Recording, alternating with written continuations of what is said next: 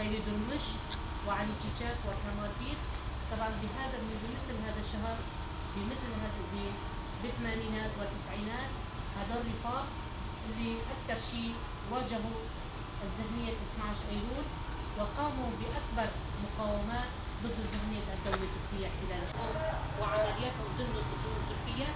لما هذا المظلوم أخذ جسده من أجل الحرية أو خروج من هذه السجون، أول شعار دائما كان عم ينادي المقاومة هو الحياة، لأن بدون مقاومة والحياة ما فينا نبني حياة حرة. الحياة معنى هذا هو يعني اليوم اللي وصلنا لهالمرحلة لهذا اليوم. يعني إذا كان لنا تاريخ هو تاريخ مليئة من التطورات وفعاليات بإيران.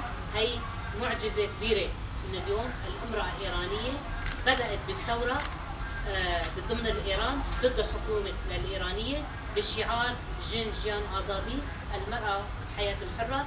هي أكبر فكرة والشعار وحتى أمل والثقة هي بتعبر عن هذا المصطلح هالكلمات. هي دولة تركيا الفاشية إذا كان